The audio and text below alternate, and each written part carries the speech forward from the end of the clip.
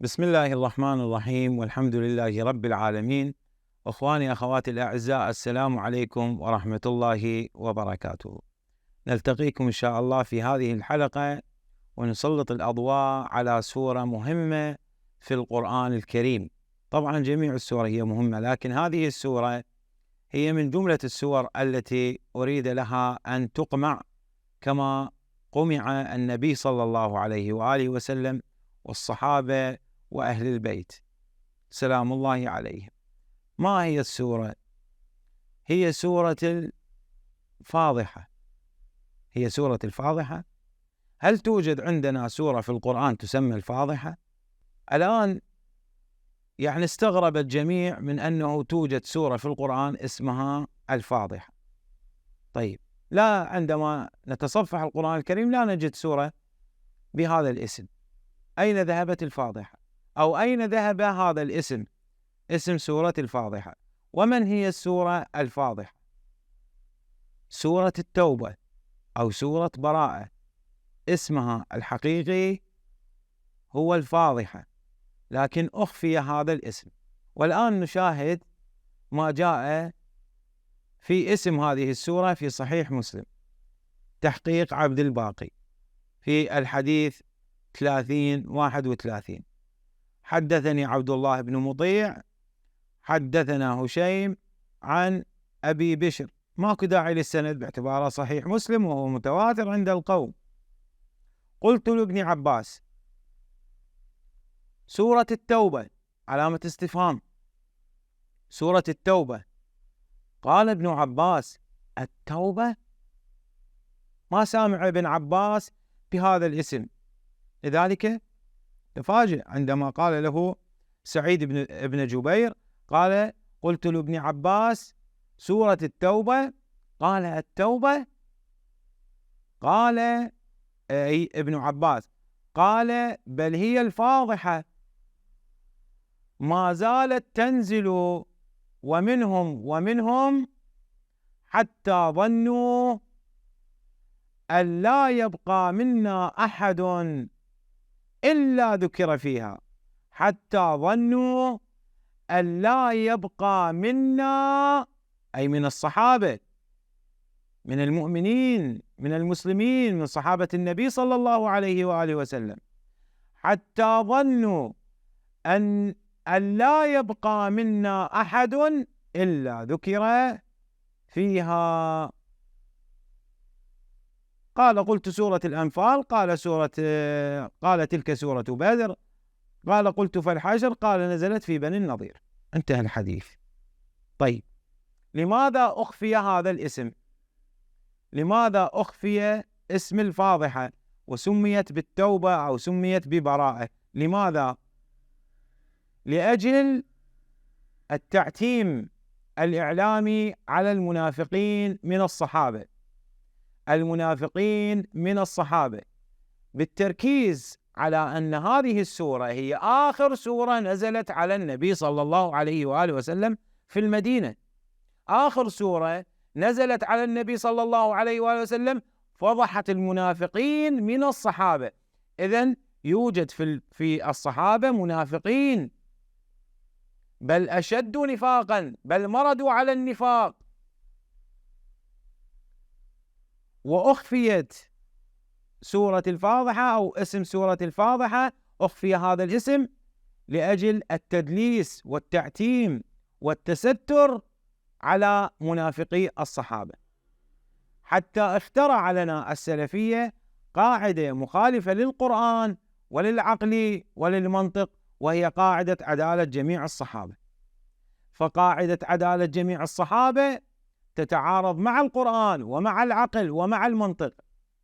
لا يوجد مثل هكذا قواعد، لا توجد صفة تامة ملازمة إلى نهاية حياة ذلك الإنسان الصحابي أو المسلم، بل كل شيء، كل أمر مشروط بالثبات. يصبح الإنسان وهو يرى نفسه على شريعة من أمرنا، ويمسي وقد خرج منها، ويمسي وهو يرى نفسه على شريعة من أمرنا، ويصبح وقد خرج منها. طيب، سورة الفاضحة. لماذا أخفي اسم الفاضحة وصارت مكان الفاضحة براءة أو سورة التوبة؟ لماذا؟ للتعتيم على المنافقين، لأن الحكام والسلاطين من أصحاب الملك العضوض يخافون من هذه السورة، فأرادوا قمع سورة الفاضحة حتى بعد ذلك يأتون إلى السنة ويقمعون الأحاديث التي جاءت في عصبة النفاق ورأس النفاق والمنافقين الكثيرين من الصحابة. لكن القرآن قرآن، وهو قطعي الصدور وقطعي الدلالة. قال الله سبحانه وتعالى في سورة الفاضحة: قال لقد نصركم الله في مواطن كثيرا ويوم حنين إذ أعجبتكم كثرتكم فلم تغن عنكم شيئا وضاقت عليكم الأرض بما رحبت ثم وليتم مدبرين. ثم وليتم مدبرين. نصركم الله في مواطن كثيرة. هذه السورة آخر ما نزل على النبي صلى الله عليه وآله وسلم، وهي سورة الفاضحة. يعني المسلمون الصحابة مروا بجميع المراحل، مروا بجميع المواقف، وبعد ذلك جاءت هذه السورة لتقيم تقيم عمل الصحابة، لتقيم ما فعله الصحابة، لتفضح ما فعله الصحابة المنافقون. لقد نصركم الله في مواطن كثيرة ويوم حنين، هذا موطن أيضا، معركة حنين، إذ أعجبتكم كثرتكم فلم تغن عنكم شيئا وضاقت عليكم الأرض بما رحبت ثم وليتم مدبرين. تركوا النبي في ساحة المعركة وهربوا، هرب الصحابة، جبن الصحابة، لم يبق مع النبي إلا النزر القليل، واحد أو أكثر من واحد، والبقية هربوا، تركوا النبي. إذن أين البيعة؟ أين بيعة الرضوان؟ أين يد الله فوق أيديهم؟ أين العهود؟ طبعا هذه يد الله فوق أيديهم في العهد والميثاق أن لا يولوا مدبرين ولا يتركوا النبي صلى الله عليه وآله وسلم. إذن أين البدريون؟ أين بيعة الرضوان؟ أين المديح الذي صدر للصحابة؟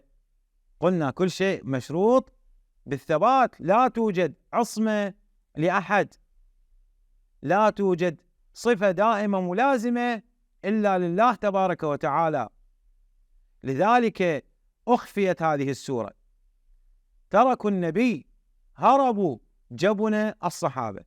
الآن نسأل هذا السؤال: أين صارت نظرية عدالة جميع الصحابة أيها السلفية وأيها السنة؟ أين صارت هذه القاعدة العامة للتغطية على أصحاب الملك العضوض، للتغطية على معاوية وأصحاب معاوية؟ فمن أين صار التيه وصار الضلال المبين؟ صار منذ أن ترك القوم وصية النبي صلى الله عليه وآله وسلم العاصمة من الضلال: الكتاب والعترة، الكتاب والعترة. فالكتاب هو الميزان وهو الفيصل، والعترة هي الحافظة للسنة. لذلك لا توجد تزكية للصحابة مطلقة ودائمة إلى يوم الدين. لكن من أين نعرف التزكية؟ نعرف التزكية من خلال العترة الموصى بها، العاصمة من الضلال. الله أمرنا بأن نتمسك بالقرآن والعترة، فالعترة أيضا ميزان وفيصل في معرفة المنافقين من غير المنافقين.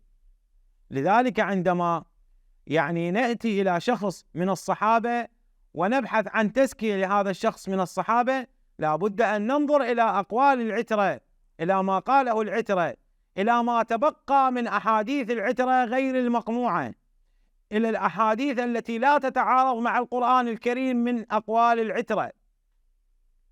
لذلك قلنا بتزكية الخليفة الأول رضي الله عنه والخليفة الثاني عمر رضي الله عنه. لماذا؟ لأن التزكية جاءت من العترة، من شيخ العترة علي بن أبي طالب رضي الله عنه.